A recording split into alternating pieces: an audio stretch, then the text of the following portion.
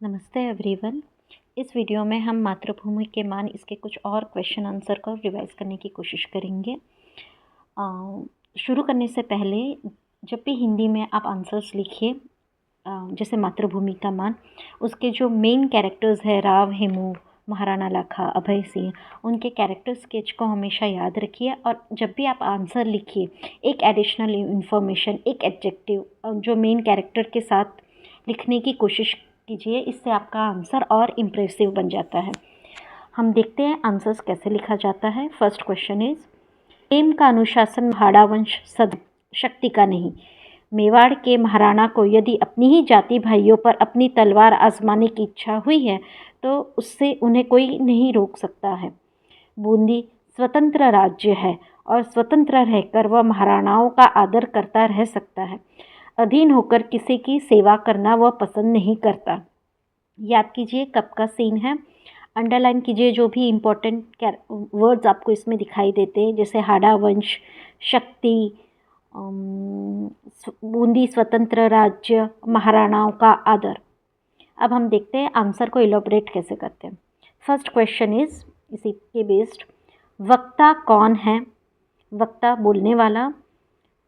वक्ता बूंदी के राव हेमू है। वे हाड़ा वंश के राजपूत है। वह श्रोता को किस बात की चेतावनी दे रहे हैं? वह श्रोता को यह कह रहे हैं कि वे किसी की अधीनता स्वीकार नहीं करेंगे, चाहे वह देशी शक्ति हो या विदेशी। वे किसी की गुलामी स्वीकार नहीं करेंगे। वे कह रहे हैं कि महाराणा लाखा यदि प्रेम के अनुशासन की बात करे तो हाड़ा वंश उनका आदर करेगा, सम्मान करेगा, परंतु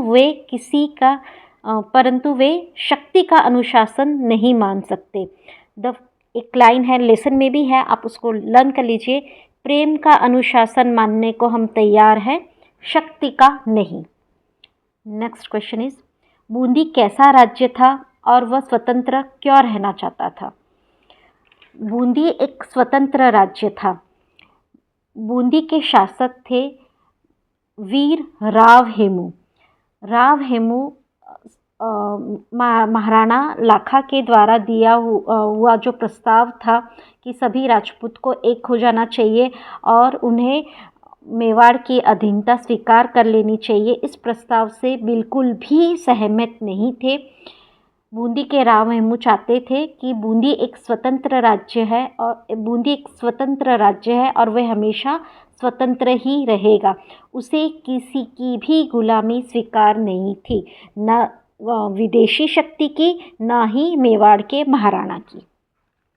थर्ड क्वेश्चन इज, हाड़ा वंश किस प्रकार का अनुशासन मानने को तैयार था और किस प्रकार का नहीं? हाड़ा वंश प्रेम का अनुशासन मानने को तैयार था। वे शक्ति का अनुशासन मानने को तैयार नहीं थे। हाड़ा वंश सिसोदिया वंश का आदर करता था, उनसे प्रेम करता था, परंतु उन्हें मेवाड़ के महाराणा लाखा की गुलामी या अधीनता, कुछ भी लिखिए, गुलामी या अधीनता स्वीकार नहीं थी। लास्ट, अधीन होकर वह किसी की सेवा करना पसंद नहीं करता। उक्त मतलब ऊपर का जो कथन है उसके संदर्भ में वक्ता के चरित्र की प्रमुख विशेषताओं का उल्लेख कीजिए। वक्ता कौन है इसमें?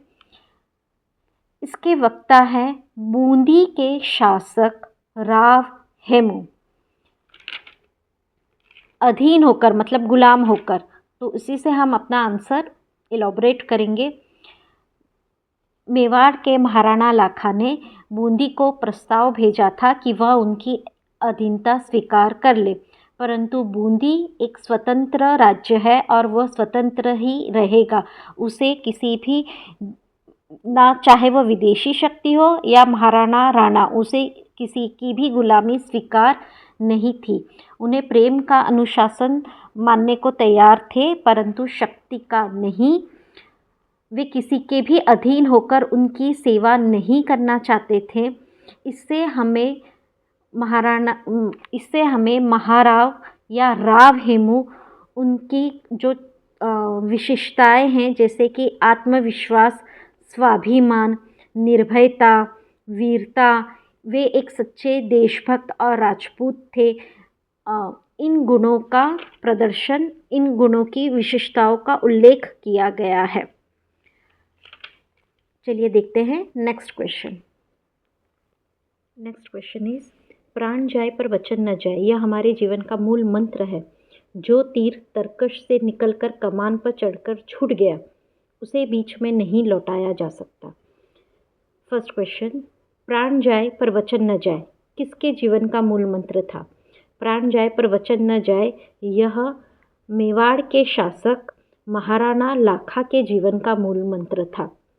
Second part of this question, उसका क्या अभिप्राय है? अभिप्राय मतलब मीनिंग, मतलब what does it mean? Maharana Lakha Sisodia Rajput है, वे मेवाड़ के शासक हैं, वे देशभक्त और अपने वचन के बहुत पक्के हैं।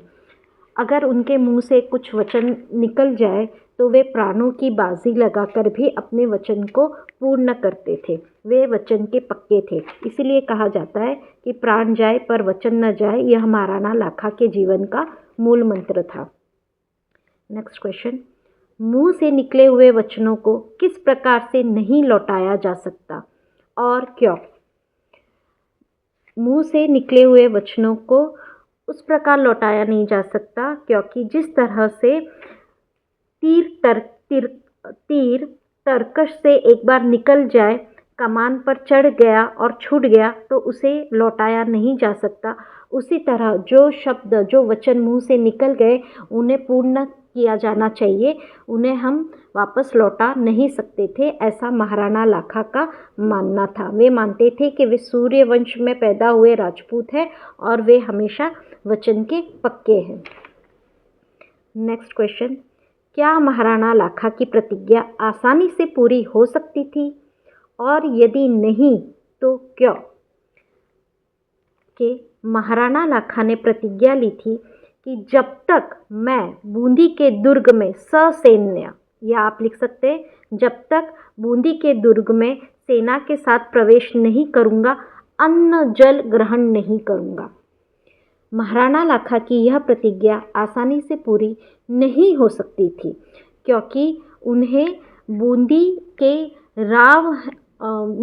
राव हेमू पर हमला करना था और उन्हें उनसे जीतना था। बूंदी के शासक राव हेमू एक हाड़ा वंश के राजपूत थे, वे वीर थे, बूंदी के लोग भी वीर थे। बूंदी के लोग युद्ध में यम से भी नहीं डरते थे और यह युद्ध कई दिनों तक चल सकता था, तो बिना अन्न जल ग्रहण किए हुए यह युद्ध बहुत दिनों तक चल जाता, इसलिए यह एक मुश्किल वचन था निभाना। इसलिए महाराणा लाखा की प्रतिज्ञा आसानी से पूरी नहीं हो सकती थी। महाराणा लाखा हाड़ा वंश की वीरता से परिचित थे, फिर भी उन्होंने ऐसी प्रतिज्ञा क्यों की? कारण सहित स्पष्ट कीजिए, मीन्स गिव रीज़न, कि उन्होंने ऐसी प्रतिज्ञा क्यों की। आंसर इज, मेवाड़ के महाराणा लाखा बहुत ही वीर थे। बूंदी के राव हेमू ने एक दिन एक रात अचानक से उनके शिविर पर हमला कर दिया और उन्हें पराजित कर दिया। बूंदी राज्य मेवाड़ से छोटा राज्य है और उनके साधन भी कम हैं, परंतु मेवाड़ के महाराणा लाखा को अपने प्राण बचाने के लिए वहाँ से भागना पड़ा था और उनकी हार हुई थी निमरा के मैदान में। तो ये अपमान वे सहन नहीं कर पा रहे थे, वे इस अपमान को सहन नहीं कर पा रहे थे। इस अपमान को, इस हार को, निमरा के मैदान में हुए हार को वे अपनी वीरता पर कलंक लगा मानते थे। इस कलंक को धोने के लिए उन्होंने प्रतिज्ञा की कि वे बूंदी के दुर्ग में ससैन्य सेना के साथ प्रवेश करेंगे और बूंदी के राव हेमू को पराजित करेंगे। ओके।